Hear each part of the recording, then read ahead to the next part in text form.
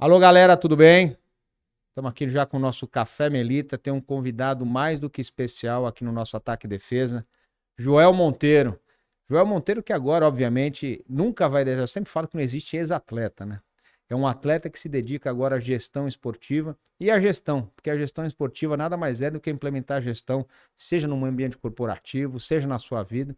Então a gente vai ter um bate-papo. Vamos falar de esporte, mas vamos falar bastante de como o esporte influencia diretamente na gestão de vida e na gestão corporativa, na gestão das pessoas. Joel, tudo bem? Fala, tudo bem? Deixa eu perguntar uma coisa, porque no esporte a gente nunca pergunta a idade, né? A gente pergunta qual o seu ano, né? Você é de que ano? Eu sou de 1974 Olha lá aí. e a curiosidade é que eu estou há 2 dias de completar 51 anos. Olha aí, ó.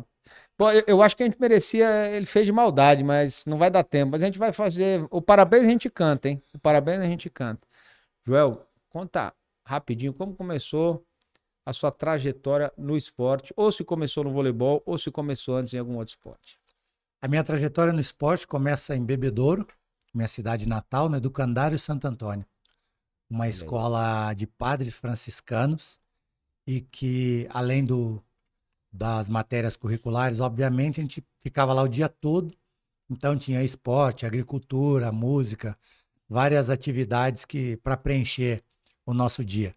E através do professor Robson Quitério, que era um amante dos esportes do atletismo, eu comecei no atletismo. E aí, o atletismo, para quem não sabe, é a mãe de todos os esportes, né? Sim. Onde a gente aprende a saltar, lançar, correr, enfim. E eu comecei no salto em altura e na prova de 400 metros, que eu adorava, por sinal. Olha aí. Quase toda vez, Joel, é super importante que todo mundo que a gente vai conversar tem sempre um nome de um professor de educação física, obviamente quem está mais ligado ao esporte, e mesmo quem não era ligado ao esporte, porque a nossa referência quando era criança, para o menino principalmente, era o professor de educação física, que todo mundo queria ser igual o professor de educação física. E sempre tem um nome, sempre tem um professor de educação física que faz referência e a gente carrega para a vida inteira. Você está aqui completando 51 anos e você não esquece a referência daquele professor que influenciou você. Obviamente, depois você teve o seu caminho natural para o esporte de prevalência, mas foi o cara que falou assim: vamos praticar esporte. E eu imaginei que ele ia colocar você para saltar, para correr, porque você já devia ser grande desde pequeno. Então, nós vamos botar esse cara para saltar. E o basquete também deve ter tentado te cooptar também, te trazer para o basquete. Como foi? Conta um pouquinho dessa trajetória do comecinho, como foi? Sim, na verdade, a gente começou com o atletismo, né? Mas aí no Educandário tinham todas as modalidades, que nessa época tinham muitos jogos escolares e jogos regionais, mini jogos regionais. Então fazia muitas modalidades. Eu jogava xadrez, jogava futebol, futsal, handebol, basquete. Quando tinha os jogos era o dia inteiro praticando todos os esportes aí. Eu sempre fui muito fominha, muito competitivo, né? E obviamente que o vôlei acabou me puxando. Confesso que não por uma paixão, mas porque eu levava algum jeito em relação a futebol, futsal, por exemplo. Mas eu fui muito bom no salto em altura também. Com 15 anos eu saltei 1,85. Eu era muito bom e eu saltava o Fosbury Flop, né? Nunca saltei o... Explica para nós aí como é que funciona esse nome. É diferente para mim. Esse nome para mim é novo. Como é que funciona? Como é que chama? É que, na verdade, quando se começa a aprender os primeiros passos no salto em altura, você tem algumas técnicas que são mais fáceis para a idade, né? Que é o tesoura, que você entra com as duas pernas e Sim. aí uma passa pela outra, enfim. Mas essa técnica que eu falei, Fosbury Flop, é o nome do cara que inventou a técnica. E hoje, as competições que a gente assiste salto em altura, todos usam essa técnica, que é aquela que você salta praticamente de costas, né? E eu Perfeito. tinha dificuldade para fazer o salto que era mais simples e me adaptei rapidamente ao É o mais flop. complexo. Então, aí, já com 15 anos, eu consegui ser campeão regional, estadual, saltando com essa técnica, não por saltar muito, mas porque eu sempre fui, já era muito grande, a perna desproporcionalmente maior do que o tronco, então facilitava a prática desse esporte. Aí já, quer dizer, já tinha medalha de salto e altura já. Antes de ter medalha de voleibol, já tinha medalha em salto e altura. Sim, eu tinha medalha de salto em altura, medalha de handebol, de basquete. É isso, é Tinha isso. muitas competições, né? Na verdade, é, eu fui moldado pelo esporte, literalmente. Não. O que que você vê de diferente do que a gente viveu? Que eu sou de 73, o que a gente viveu naquela época com o esporte, que toda criança, todo moleque era fominha. Então, assim, obviamente a gente acabava seguindo depois para algum esporte mais específico. Mas se tivesse campeonato de bolinha de gude, se tivesse campeonato de gol caixote, o que tivesse a gente jogava. O que que você acha que mudou daquela época para agora? Quando a gente vê assim, os nossos filhos, por exemplo. Eu posso dizer primeiro que a única atividade que nós tínhamos, que os nossos pais nos colocavam, era a escola. Então Perfeito. nós tínhamos muito tempo ocioso e tempo esse que a gente gastava fazendo esporte. Se não fosse o esporte propriamente dito, era uma brincadeira, é, É, pular pular corda, corda, amarelinha, amarelinha, pique-esconde, por aí vai. Então nós não tínhamos a concorrência da realidade aumentada, né, dos sim, celulares, sim. dos videogames. Então a gente era praticamente obrigado a fazer atividade física de alguma maneira.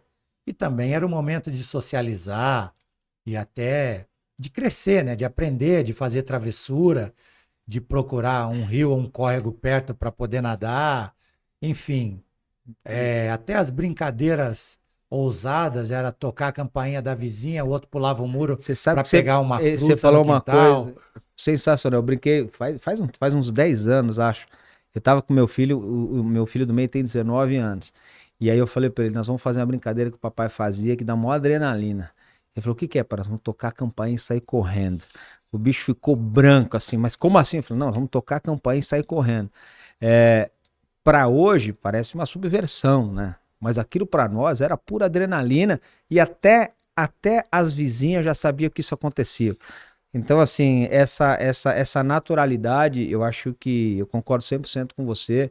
É uma pena que a gente está perdendo muito isso. Isso é o reflexo do que tem acontecido hoje na saúde, na educação, e no esporte, né? A gente hoje não consegue ver mais. Quando você pega os dados hoje, a obesidade infantil, por exemplo, o Brasil é um dos líderes do mundo em obesidade infantil, isso é muito ruim. O Brasil é campeão e vice-campeão em ansiedade e depressão, que estão muito ligados a essa questão. A gente não tinha nem tempo para isso, né? A socialização era diária. Obviamente que a gente tinha o bullying, acontecia, mas a maneira de lidar com isso era diferente também. E os pais entendiam isso à sua maneira. E hoje tem ficado cada vez mais complicado. Eu acho que a competição do digital tem ficado mais desproporcional. Eu acho que não dá para não ter, é preciso ter contato, mas essa dosagem tá ficando cada vez mais difícil. Tá ficando cada vez mais difícil. Quando começou o vôlei de verdade? O vôlei começou de verdade aos 13 anos, já jogava pela escola, jogava os campeonatos, enfim, municipais ali. E aí, quando se montou um time na cidade, já para começar de fato a representar a cidade e tal, e eu comecei a jogar ali no Pré-Mirim. Mas eu tinha uma grande dificuldade, porque eu estudava nessa escola de padre franciscano, educandário, eu estudava o dia todo. Eu entrava às 7h30, saía às 5 da tarde. Então a minha categoria, ela treinava no período que eu estava na escola. E o Frei Eduardo, na época, não permitia de maneira alguma que nós saíssemos para fazer qualquer Não, tipo era. de atividade. E aí eu ia treinar com a categoria dos mais velhos, pessoa de 4, 5 anos mais velho que eu.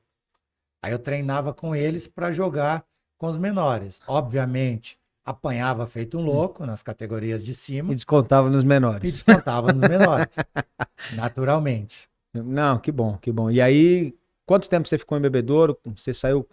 E aí você teve que sair de Bebedouro. Num certo momento você teve que sair de Bebedouro. Aí nós jogamos um campeonato infanto ou infantil, não vou me lembrar exatamente, com essa equipe de Bebedouro. Na época tinham muitas equipes e a gente foi campeão do interior. E aí tinha a fase é, Regional. estadual, que a gente É. jogava depois contra os campeões metropolitanos, que na época aqui era Pirelli, Banespa, Telesp, enfim. As seleções aqui, que se eu for falar os 7-4, 7-5 que tinham na época, É. viraram tudo aí grandes jogadores de vôlei. Nós viemos para cá, jogamos aqui, enfim, até jogamos bem, mas obviamente perdemos. E eu tive um convite para fazer um teste no Banespa, uma peneira no Banespa. E aí, no ano de 91, eu vim para fazer esse teste no Banespa, na categoria infanto. Passei, éramos 300 concorrentes Aquilo era um vestibular de é, altíssimo nível. e aí, por sorte, obra do destino, passamos em dois. Eu e um levantador, dos Quem era 300. levantador? O Denis. Lembro. Lembro. Denis, que hoje faz carreira na Suíça como técnico Sim. de voleibol, foi um levantador que jogou muito tempo aí. E aí começa a minha trajetória no Banespa. Quer dizer que a primeira linha de corte foi de 300 para 2, quer dizer, passavam 1,5%, né? Se de 300 só passaram 2 e ficou você. Nessa época você tinha o quê? 14, 15 anos. 15 anos. E aí você veio para São Paulo. Vim para São Paulo. Morar onde? De Malicuê, dentro do Banespa, Esporte Clube Banespa, ali na Avenida Santo Amaro. Na Avenida São Paulo, debaixo da arquibancada, ou já tinha uma estrutura melhor já? Tinha uma casinha na entrada do clube já, mas não era uma grande estrutura. Essa de morar, não. Era uma casa pequena ali com 2 quartinhos e um monte de moleque novo. E para aquele momento tava tudo ótimo, né? Cara, tava perfeito. Tava É, perfeito. Na é. verdade, era um mundo se abrindo para mim, né? Imagina que eu morava dentro de um clube imenso. Tava super feliz, assim, tudo era novidade. Se a gente fizer um comparativo, imagina hoje o que representa para um jovem hoje se ele tivesse que sair de dentro de casa com 15 anos e ter a sua própria responsabilidade de. Porque você continuava estudando, certo? Você devia estudar no Tabajara? Sim, no Tabajara. É, porque aqui todo mundo era assim. A Pirelli era no Objetivo e o Banespa Banespa no no Tabajara. Tabajara. Então você tinha uma boa escola, você estava treinando, porque era como profissão, devia ter uma ajuda de custo, que era uma ajuda de custo Muito pequeno. muito pequena, mas aquilo, o que ele te entregava era muito maior do que aquilo. E mais do que isso, ele estava te formando como atleta, mas te formando como indivíduo, como pessoa, né? Como você vê isso? Na verdade, a minha história me fez amadurecer, me obrigou a amadurecer muito rápido. Quando eu venho para o Banespa, aos 15 anos, minha mãe havia falecido há 2. Eu perdi minha mãe com 13 anos. E eu sempre, depois disso, eu tive muito medo de errar. Errar sério, cometer erro que pudesse Comprometer. desviar, exatamente, desviar ali aquele que era o meu objetivo. E os valores do esporte, né? Eu sempre carreguei eles para a vida. Isso eu devo à minha educação escolar no Educandário Santo Antônio. Isso eu devo ao meu pai, que mesmo com pouco estudo era um cara de princípios muito fortes e muito rígidos. Então, assim, eu venho para São Paulo com a intenção de me transformar num jogador de vôlei profissional, mas também assim com a missão de não errar como homem. Eu lembro quando eu saio de casa, meu pai fala: olha, meu pai nem conhecia o voleibol direito. Ele fala: se você vai jogar isso, eu não sei, até acho que não. Mas não importa o que falem de você como jogador. Agora, não deixe que toquem no homem. Então, assim, eu levo isso para a vida, passei para o meu filho, e aí eu usei todos os fundamentos do esporte, né, na minha vida, no dia a dia. Então, assim, as pessoas até perguntam: foi difícil? Não, não foi difícil. Talvez porque fizesse parte da minha natureza, talvez porque eu tivesse o maior Objetivo, né? motor do ser humano, que há quem diga que é a paixão, eu digo que é a necessidade. É. Então eu tinha esse, que é o maior motor do ser humano é a necessidade. Eu tinha Sim. necessidade, tinha vontade, queria vencer, então eu não tive dificuldade em me manter ali fiel a esses fundamentos do esporte na vida. Não, sensacional. A gente até numa entrevista com o Risola, ele tava falando de paixão e de amor, né? E o Risola comenta que ele prefere o amor, principalmente pro voleibol, porque a paixão ela tem uns temperos, né? Às vezes ela passa do ponto, ela cria uma cegueira. E o amor, ele é perene, né? Então, se você consegue colocar o que você tá falando, o amor com a necessidade, você não tinha naquele momento um plano B, você só o plano A, e o plano A tinha que ser dedicação total para aquilo dar certo. Bom, isso é o que a gente sempre tenta trazer do aspecto esportivo. As pessoas entendem pouco a capacidade que o esporte tem enquanto ferramenta de transformação social, de formação de indivíduo. E ela é uma formação que não precisa estar no papel, né? você passou de 13 a 16 anos, provavelmente a maior fase de crescimento e de maturidade que você possa ter como indivíduo, como ser humano, como homem, né? Aprendeu a lidar com as suas fraquezas, aprendeu a entender que tem gente melhor, tecnicamente, pior tecnicamente, mas o objetivo estava ali, estava claro. Quando foi o primeiro, quando chegou a primeira conquista? Aquele Então, time do né? Banespa era muito forte, aquela época Era, era era. só pela peneira, aquilo não era uma peneira, aquilo era um vestibular de altíssimo nível, é mais difícil do que entrar na USP em medicina. Então, e na verdade eu passei nessa peneira e tem aí uma particularidade que o técnico da minha categoria era Luizinho, Luiz Pereira. E o técnico do juvenil era o Afonso, falecido Afonso, que foi técnico das seleções brasileiras aí, juvenil e tudo mais. E quem gostou e viu alguma coisa em mim foi o Afonso. Então o Afonso passou por cima do Luiz, falou: você fica. A peneira ela levava uma semana, né? Mas aí eu fiz segunda, passei para terça. Na terça o Afonso me chamou de canto, falou, ó, naquele jeitão dele, muito Peculiar. muito peculiar, falou: olha, eu não sei o que eu vi em você, mas eu vi alguma coisa. Então é o seguinte, você pega a papelada com a secretária ali, vai. Na segunda-feira você tem que estar aqui de volta com esses papéis assinados. Você tem 2 meses para aprender a jogar voleibol. Beleza, Simples era mais assim. do que suficiente para Não mim. precisava mais do que isso. Não. E aí eu me apresentei e tal, eu treinava com o Infanto. E aí treinava com o Afonso também no juvenil. Aí saiu uma convocação de uma seleção paulista 7-1. Marcelo Negrão, Claudinei, O enfim, pessoalzinho por aí vai. Era 7-4, era o já meu fazia ano. diferença. Mas já fazia É. diferença. 2 anos ali faziam diferença, né? Aí o Afonso, depois eu vim saber que ele pediu para o Murilo Amazonas me convocar. E eu fui convocado para essa 7-1. E ele pediu também para que eu fosse cortado no último corte. Eu fui convocado, fiquei lá apanhando pra caramba desses caras. E fiquei até o final, fui cortado e tudo mais. Cortado feliz da vida, porque eu sabia que eu não merecia estar ali. Essa é a Mas, primeira, já é uma primeira mensagem forte do esporte, né? ah, Saber exatamente onde você tá. sim, você tem que saber onde você tá, senão É. você não sabe para onde você vai, né? Boa. E aí, depois eu fui convocado para a seleção da minha idade, 7-4, 7-5. Para citar alguns nomes aí, citar um só, o Ricardinho, né? Sim, Fazia parte dessa, sim. dessa seleção. O O Ricardinho Digão quase nasceu dentro do Banespa, né? nasceu, É. praticamente nasceu. E aí eu fui para essa seleção, já aí com alguma moral, fui titular.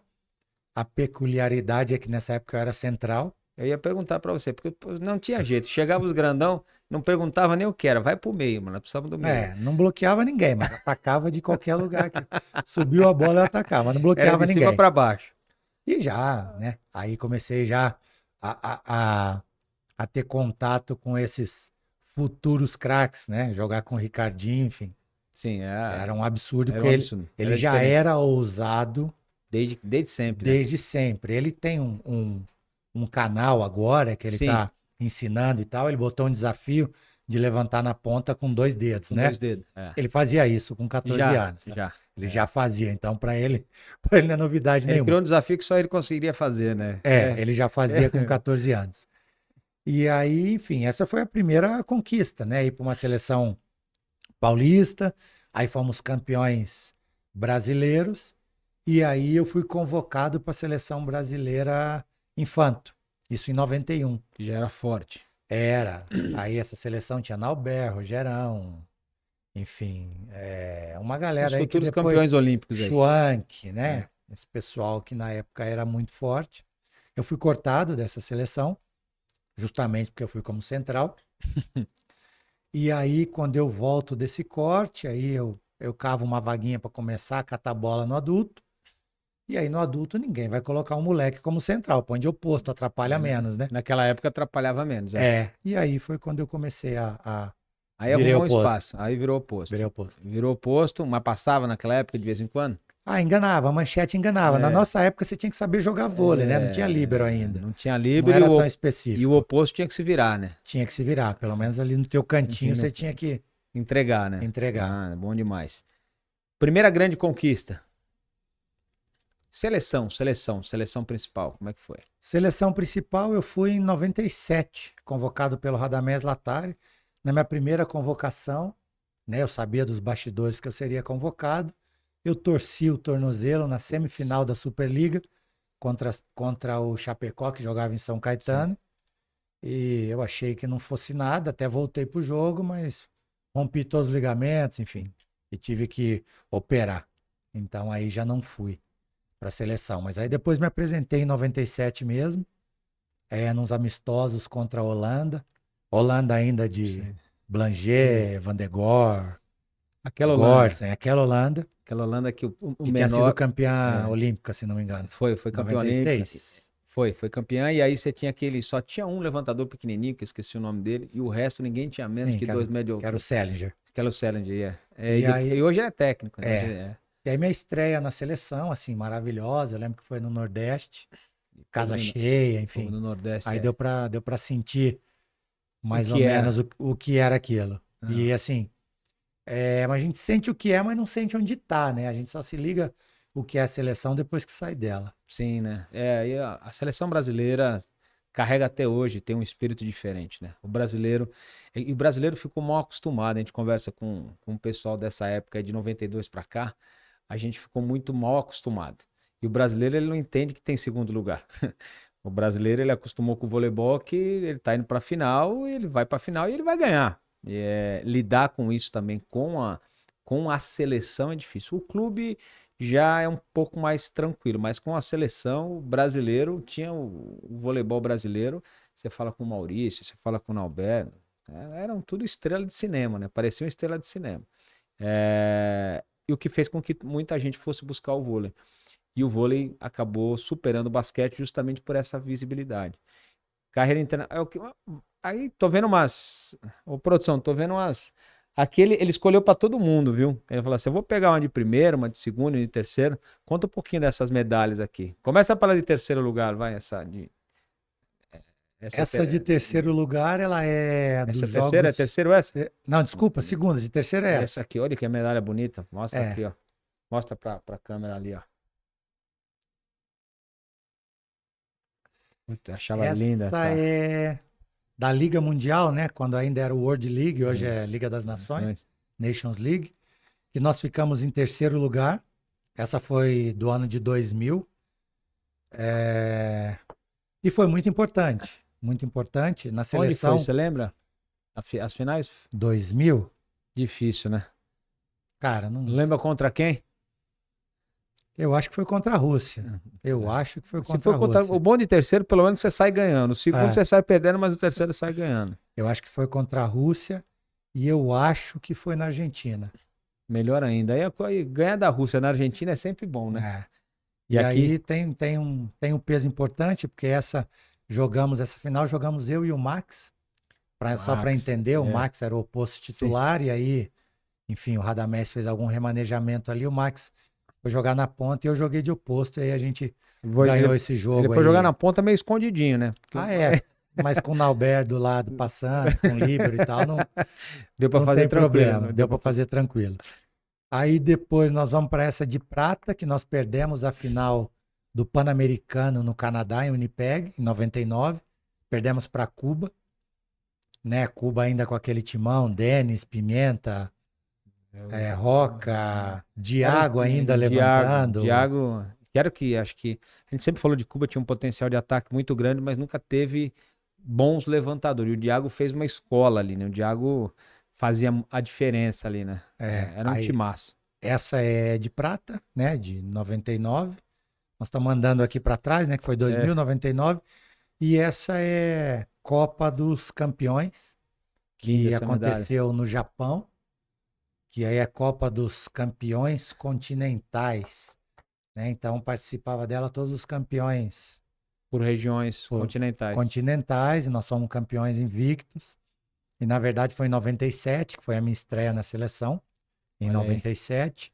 Também foi o primeiro campeonato com líbero, né? O líbero da seleção nessa época aí era o Manius, que ainda era um colete e não uma camisa diferente. É.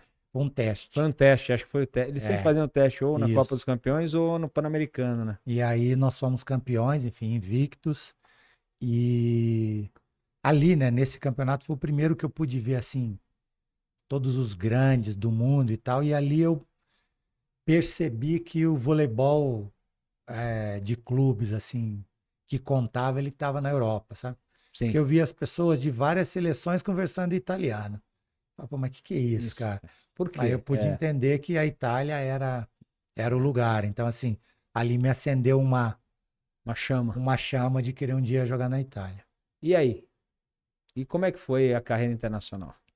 Ah, essa foi sensacional. Ela vem também depois de uma grande decepção, né? Eu fiz todo o ciclo olímpico aqui, tá aqui para todo mundo ver as medalhas, e eu fui cortado da Olimpíada de Sydney, que aconteceu em 2000.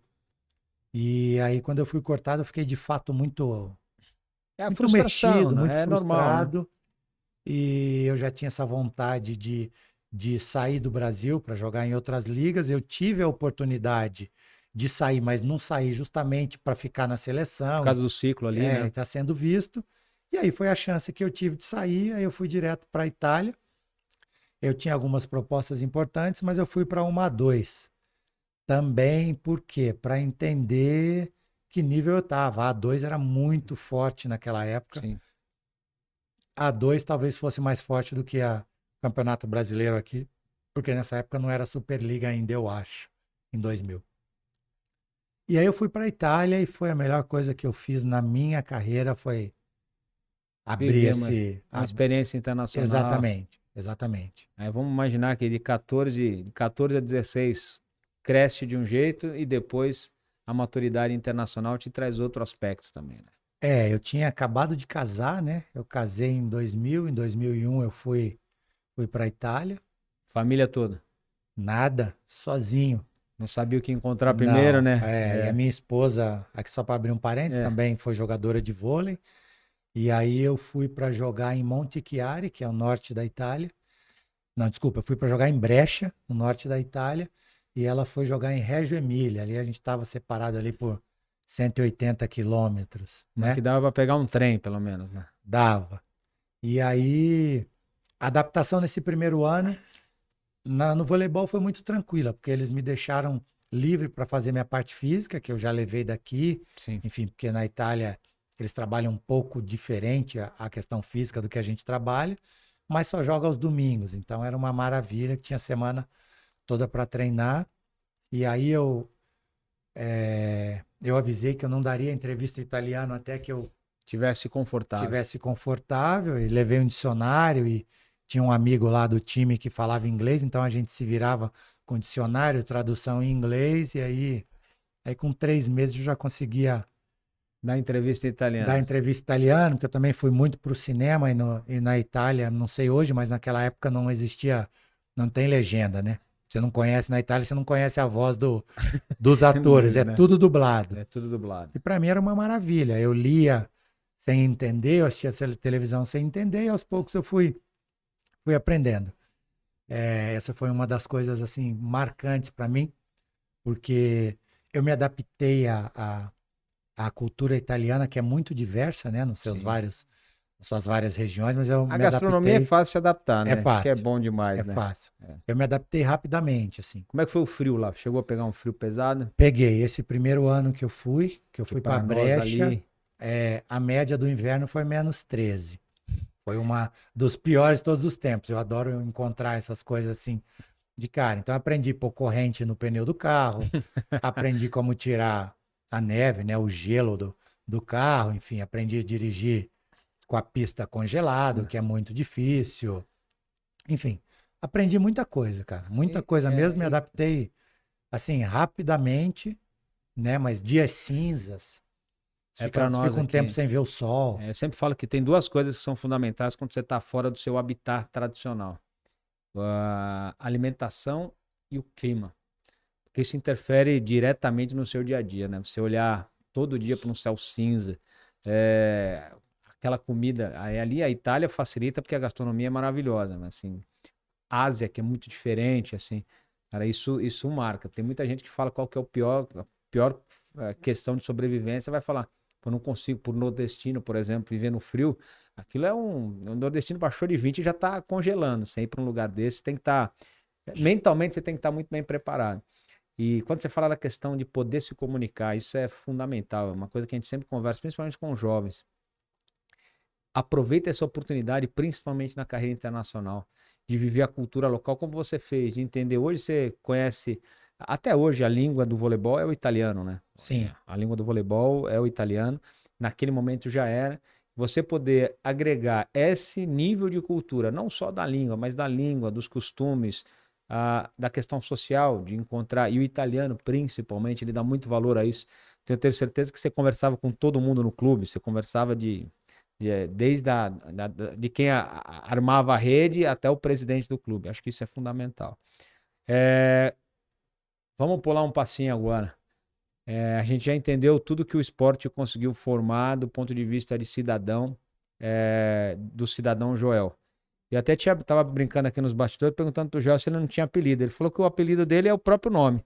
Isso é muito legal porque já vira uma marca. E a gente não conhece outro Joel. Você conhece algum outro Joel no voleibol? Com exceção do Despen, não, né? Aí, além Que de é tudo, olha lá. Dá uma olhada. Aí fica fácil, E né? do Joelzinho Perosa, que ele vai assistir a gente. Eu Que costumo legal. falar que ele é o falso. Que ele é levantador, Não, baixinho e loirinho. Então, assim, daí, Joel é o Joel Despen, que, né? Dispensa apresentações. Sim. E depois sou eu. Aí, tá Como vendo? Joel, tá, gente? Isso é bom demais. Joel, eu sei que hoje você tá numa nova fase de vida. E, de novo, voltando a dizer que não existe ex-atleta, eu sei que hoje você está implementando tudo que você viveu dentro do esporte através da gestão, obviamente a gestão esportiva, que está muito mais ligado no dia a dia de quem participou desse evento, desse movimento. E você está trazendo. Como é que está Educandário? Como é que está a sua escola lá em Bebedouro? Eu tenho visitado bastante, né? E aí, com alguma penetração que eu tenho hoje no poder público, eu tenho procurado ajudar dentro das nossas Já vamos até possibilidades. falar como é que foi esse convite para você que hoje, para quem não sabe, o Joel vai me corrigir. Como é que está a sua posição hoje? Como é que está a sua função hoje na sua cidade mãe, em Bebedouro? Na verdade, hoje eu sou secretário de esportes na cidade de Bebedouro. Eu fui convidado pelo então prefeito e reeleito prefeito Lucas Serem, né, que é um cara jovem, enfim, com uma mentalidade muito aberta e que, junto ao grupo político que ele pertence ali, que é encabeçado pelo Fernando Galvão, eles vêm melhorando a cidade de uma maneira, assim, muito importante. Eu fui para Bebedouro, era ainda um departamento, e aí foi feito todo um trabalho para, junto à Câmara dos Vereadores, transformar esse departamento em secretaria, o que foi feito 3 meses após a minha chegada. Portanto, eu sou o primeiro secretário, né, da história da cidade, o primeiro secretário de esportes. E agora a gente vem procurando estruturar, né? Nós somos uma Planejamento. Exatamente, nós somos uma secretaria por direito, mas não ainda de fato. Obviamente isso leva um tempo. Claro. Estamos estruturando com todo o apoio do nosso prefeito, né? Com todo o apoio ali da prefeitura para que isso aconteça. E de forma ainda muito tímida, colocando aí o que eu aprendi, o que eu penso do esporte para a cidade, né? Eu tenho a ajuda lá do diretor de esportes, né? Quem era o diretor de esportes até a minha chegada, que continua diretor de esportes. Ótimo. A gente trabalha junto, que é o Mauro, o Lúcio Mauro, que inclusive é um amante do vôlei. Que bom. E que faz um trabalho muito interessante com o voleibol lá em Bebedouro, né? Eu não precisei colocar minha mão no vôlei lá em Bebedouro, enfim, eu estou muito mais direcionado aos outros esportes.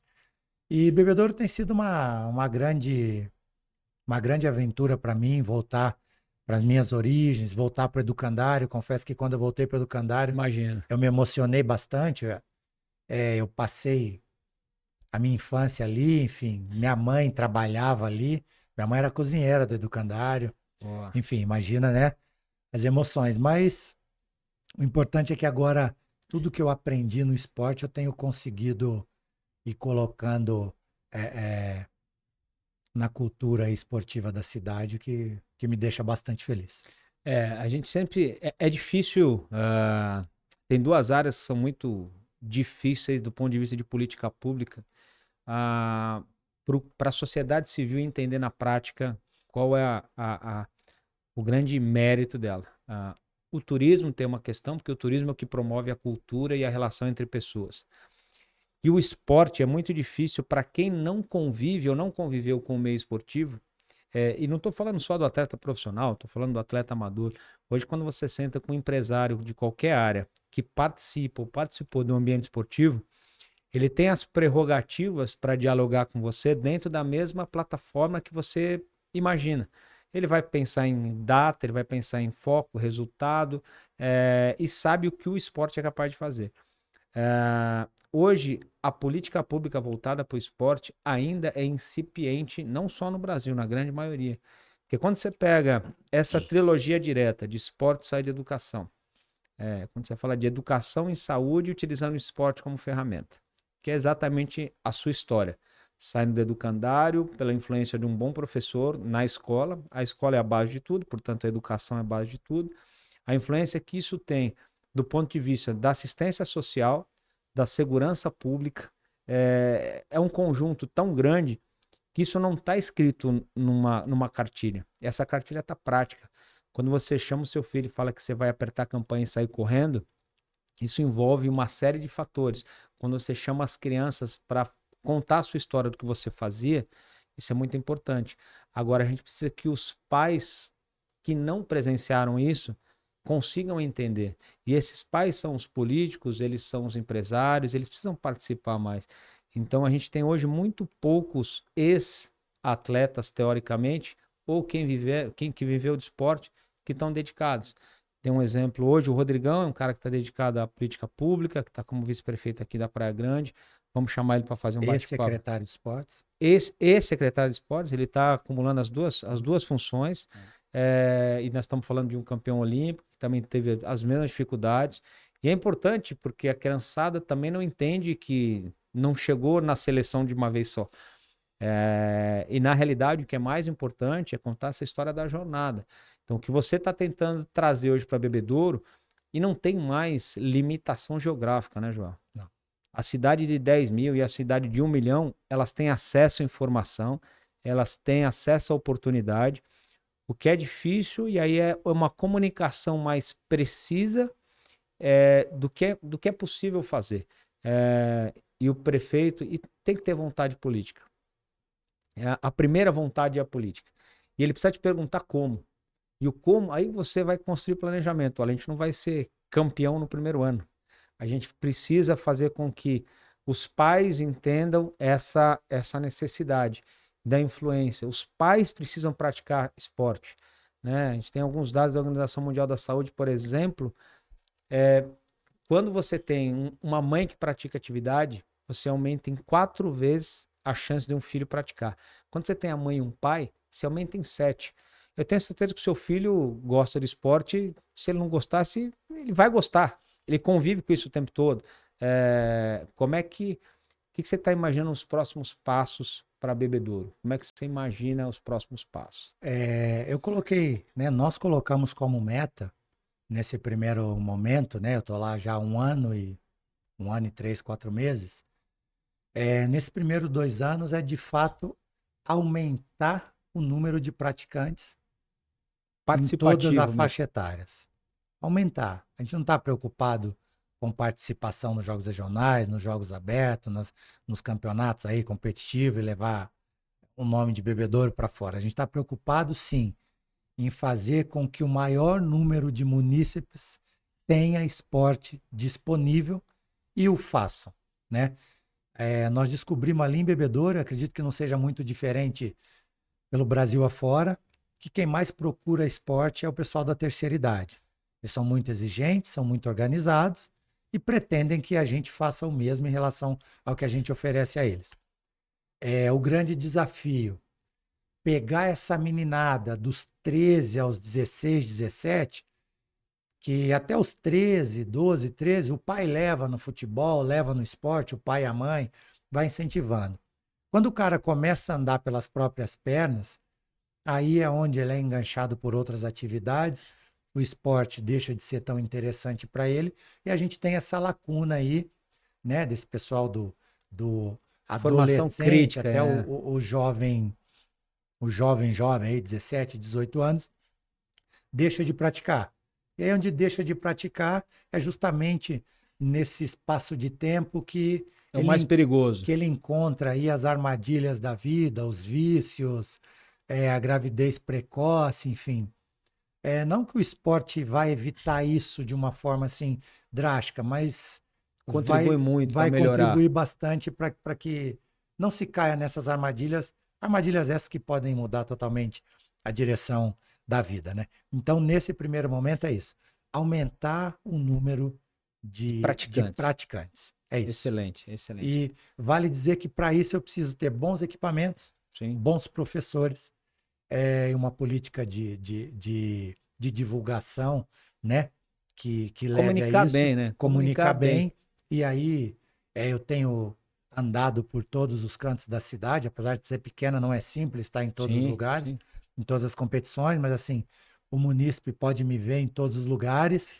é, e eu sou modéstia à parte, a personificação do que o esporte pode Sim. fazer. Não, e a gente fala, a criança, o adolescente, ele precisa da referência, ele precisa dessa referência. Ele precisa olhar para você e perguntar assim, mas como é que você conseguiu ter essa medalha? E quando você fala do participativo, a gente sempre comenta hoje no modelo de gestão que você mira o cidadão e acerta o atleta. O atleta ele vai vir como consequência, ele vai aparecer.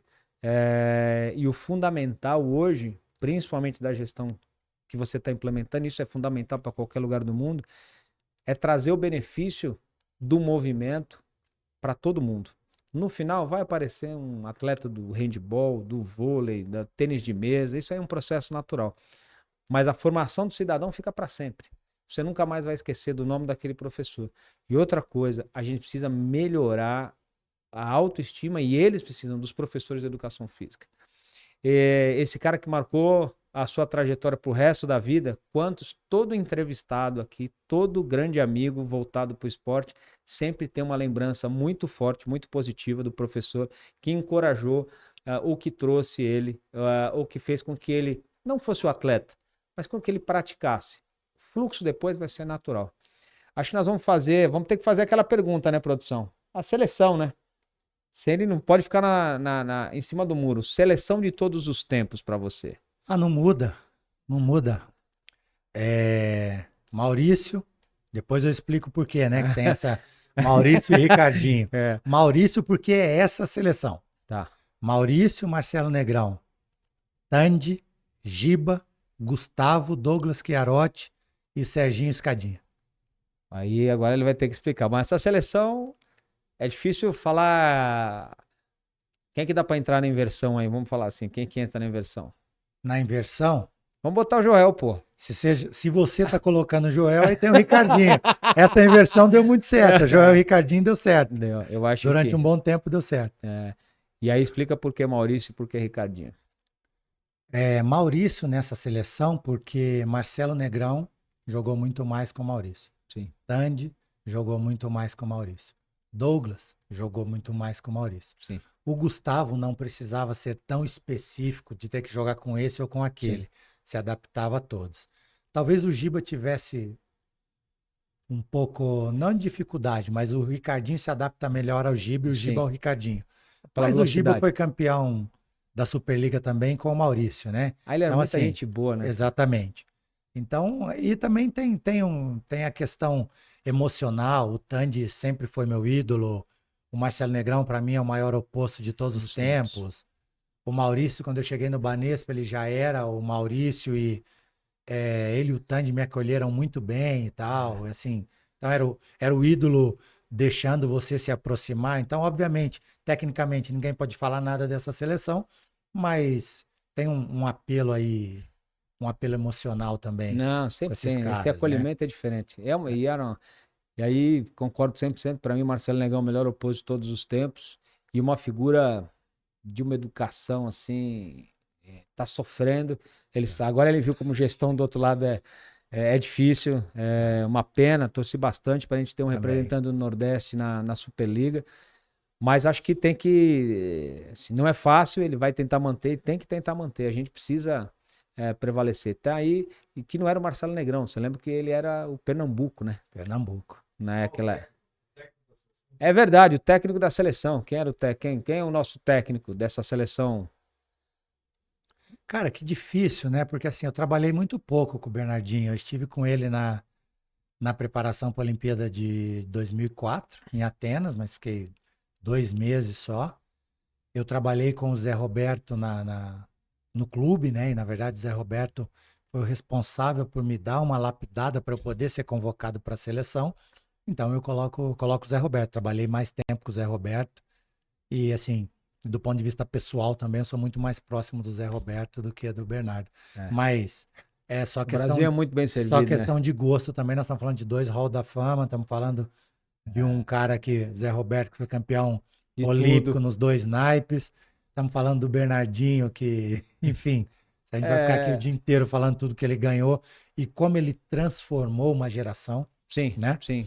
Então é É, só, como só dá para ter um e de maneira alguma um vai ser assistente do outro, eu coloco o Zé Roberto. eu gostei dessa, assim, vamos deixar objetivo. Só tem um. Assistente a gente não pede. Assistente é catador de bola nesse time, né? Não dá para ser assistente.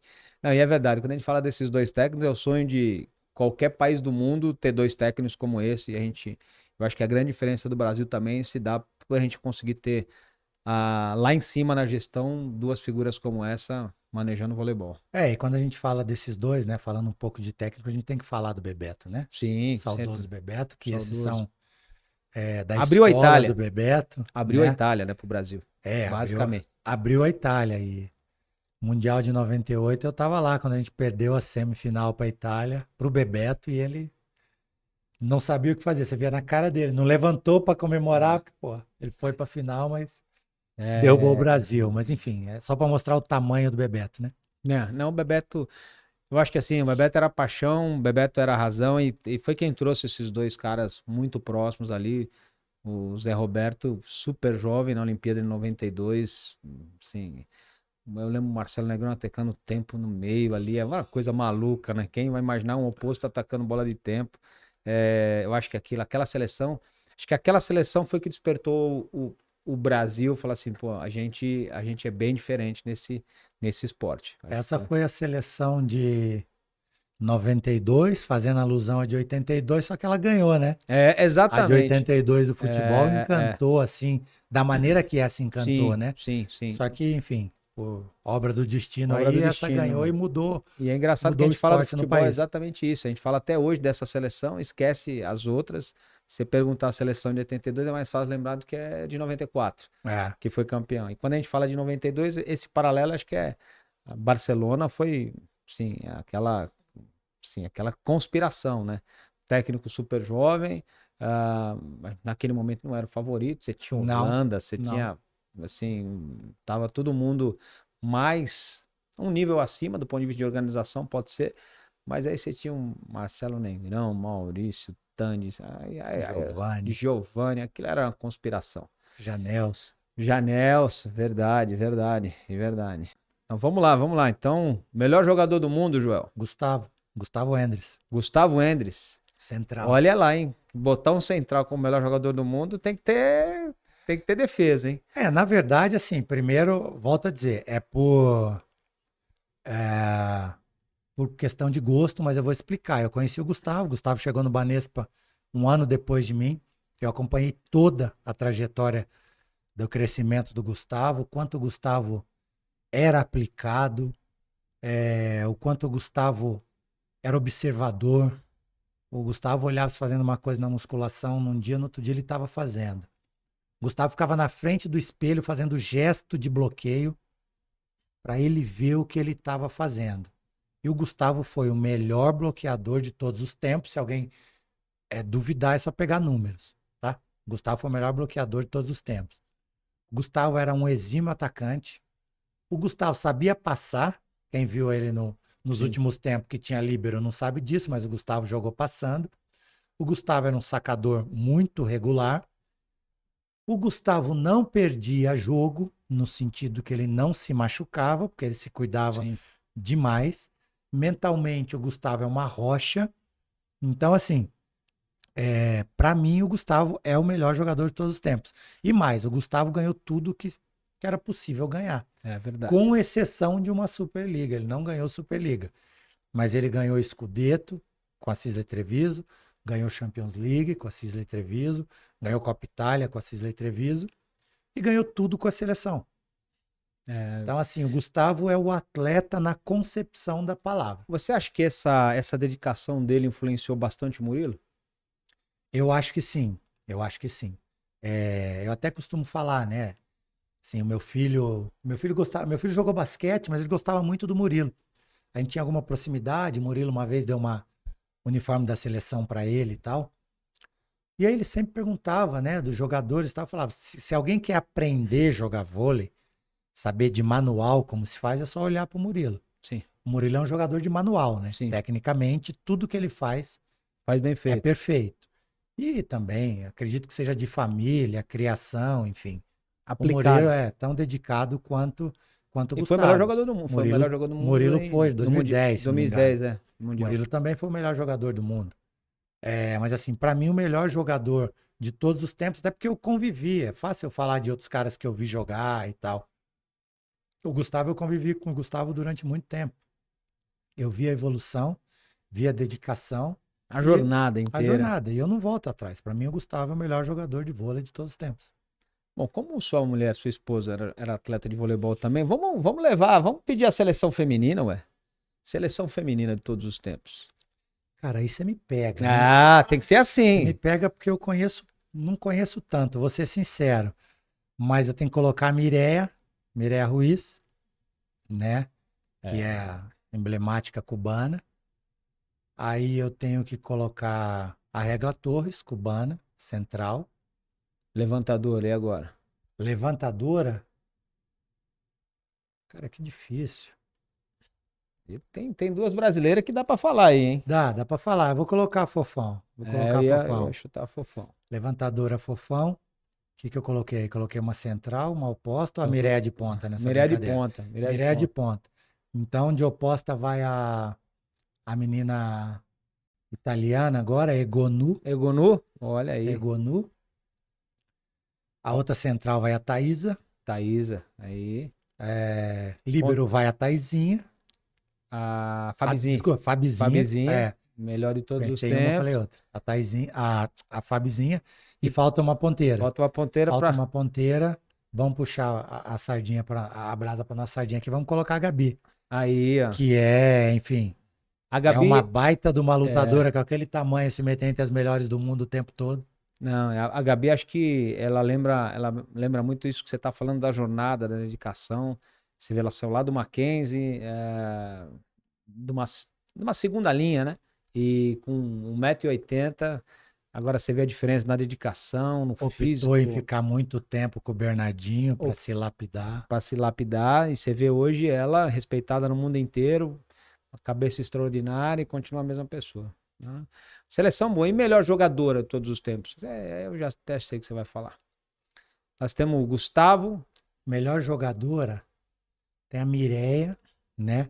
Mas tem uma outra cubana que ela jogou com a minha esposa na Itália e eu pude ver o quanto ela era craque, que ela jogava nessa seleção cubana, Taimares Agüero, Olha aí, ó. que jogava em todas as posições, levantava, atacava, jogava de oposto, jogava de ponta, não era muito alta, não devia ter nem 1,80 m, mas assim, como Fazia de jogador, um tudo. espetáculo para se ver, sabe? É. Claro que, enfim, das antigas, hoje você vai pegar essas mulheres de 2 metros de altura aí que, né, passam o umbigo da rede, Entendeu? mas era bonito de ver, cara. E assim, eu convivi um pouco, porque elas jogaram juntas lá na Itália, e O fundamento sensacional, era assim, diferente, né? sensacional. Era mais bonito. O vôlei feminino ele é mais técnico, né? O vôlei Ele é. feminino, para você analisar, ele é mais técnico. Hoje tá deixando de ser também, porque as, as meninas estão tudo nessa régua de 2 metros aí, tem um monte de 2 metros, mas acho que tem que prevalecer. Joel, considerações finais, vamos deixar uma mensagem pro pessoal aí. A mensagem eu acho que é importante aqui, não é falar para os jovens e para as crianças, né? Falar para os pais da nossa geração, que com certeza aqueles da nossa geração dos anos 70, eles foram criados no esporte, né? Sim. E com o esporte, conhecem os fundamentos do esporte. Passem isso para seus filhos. Coloquem seus filhos no esporte, mas eu deixo aqui uma ressalva, sem pressão. Coloquem seus filhos no esporte para se divertir. Não fiquem na arquibancada xingando o juiz, brigando. Leva o teu filho para se divertir no esporte. Que Deixa ele perder. através da diversão, ele vai aprender coisas básicas e que a nossa sociedade está precisando.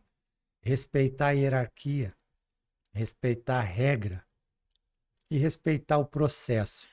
Porque se você é ruim, né? Se você é fraco numa modalidade, você vai entender que tem melhores que você, e para que você melhore, é todo um processo de treinamento, de dedicação, de disciplina. Com esses fundamentos na vida, não tem erro. Não tem erro. Perfeito. Um abraço.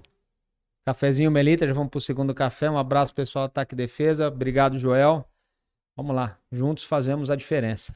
Eu que agradeço a oportunidade de estar por aqui, poder falar um pouquinho de esporte, falar mais um pouquinho da minha história.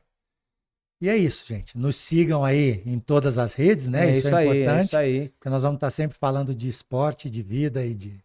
E vamos coisa fazer boa. uma matéria lá em Bebedouro. Já tô vendo aqui a produção, a Senac, nós vamos lá fazer uma matéria em Bebedouro, lá no Educandário.